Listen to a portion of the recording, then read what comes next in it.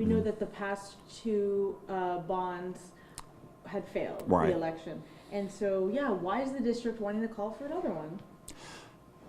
Every parent we all have two things in common, concerning our children. We want to provide the best opportunities for our children, and we want to, provide a secure environment for our children. And these bonds really represent both of those things that our parents expect for our children.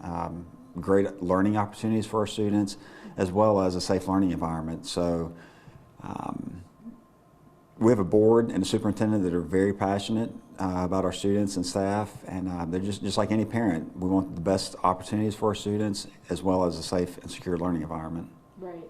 And do you know maybe why the last two bond elections may have failed? What do you think, or why? Yeah. Well, so one thing we did is we went out after the last failed bond election. We went out and did a community survey. We went out. We called several hundred community members, as well as an online survey, just to get some feedback from the community. And what we learned, or one way that I guess that we altered this bond election, is to provide more opportunities in the propositions.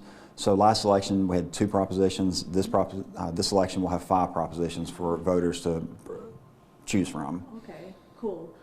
Yeah, what other feedback did you guys hear from community members about the past bonds?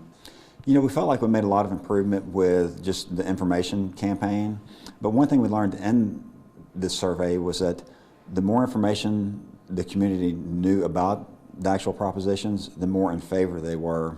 And so that's a big takeaway that we had, and we're really going to try to improve our communications. And that's what this is all about, is us communicating with parents who are very, very busy, with a community that's very, very busy, and just trying to stop and educate them concerning how important this is. Because the way we're structured in school finance is our operating money every year is meant for people. It's meant for our staff members and for our students. And anytime we're taking our operating money and redesigning buildings and buying air conditioners, then we're taking away from our staff members and students. So it's really important to communicate that to our community, because ultimately we just want to spend our money wisely. We want to spend taxpayer money wisely. And if we're using our operating money for air conditioners, that's not very wise. I get that, for sure. Yeah, so anything else the district is doing differently this time around to hopefully get that successful vote? Anything else you didn't mention? In terms of, I would say we're very fortunate in Longview ISD that we have some very passionate board members. We have very passionate community members who just refuse to take no as an answer, with our last 2 failed elections.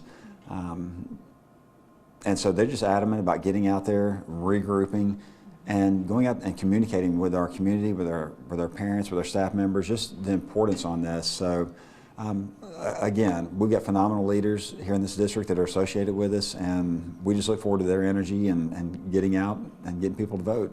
Right, and now the fun topic.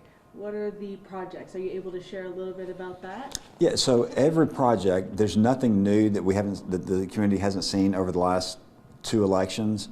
This last election, we pulled 2 items out of the propositions, and that was the swim center and the Lobo Stadium, because they were nominal cost, and we felt like we could do that as a district. But because school districts across the state have not received new funding this year from the state, nor will we receive new funding next year from the state, we felt it was important that if we want to get this done, we can't do it on our own. We've got to ask voters to do it. And so, whereas before our reality was different, we'd received new funding from the state, and so we decided to just go ahead and put it back out there for voters to decide on. Okay.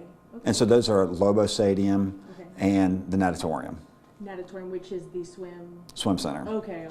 And so that is one thing that's a little bit different, is before we were renovating our old swim center.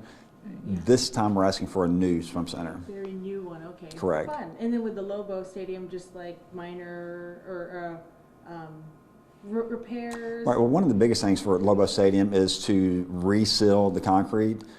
A concrete stadium is like a road. If you don't address it and seal it, then water will get in there and it'll eventually just fall apart. So we need to go in there and just do a complete reseal of that stadium, because it's a phenomenal stadium.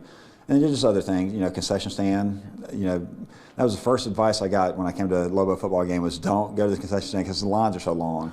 And so we want to solve that through, this bond project and make it more convenient for our patrons. Okay, so those 2 projects, you said there's 3 more because there's 5 propositions? Did I understand that right? Right. Okay, so we have the 2. And so another option that we gave for our citizens was to separate the Early Learning Center. Before, that was all tied into Proposition A. And so this time we've pulled it out of A and made it a separate proposition. So voters could choose whether they want an Early Learning Center or not. Okay, and then what else? Okay, so we've got Proposition A, which is the big one. The big one is the renovations, Proposition A.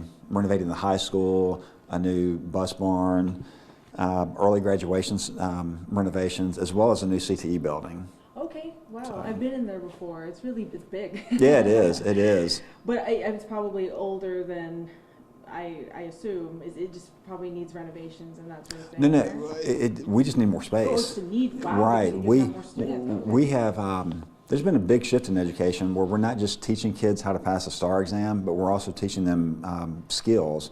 And there's a lot of things we'd like to teach them. Our next course we'd like to teach is HVAC, but we have no space to be able to teach these. And we've actually taken several of our CTE classes, and we're teaching them in the main building, which is taking up our instructional space.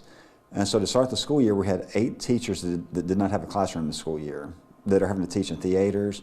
And so we're just out of space. And so we need a new CTE building to put those classes in to free up instructional space in our high school. Got it. Okay, so we got all those projects down. You're not able to share the bond amount just yet, but I can share okay. the tax burden on residents. Last time we asked for $10 a year. That will remain the same this go around. The price will increase, but we're still looking at $10 a year for the homeowner of a $200,000 home. Okay, and yes, this will be happening on Monday here in this board meeting or boardroom. At what time? 6 o'clock. 6 o'clock. Yep. Okay.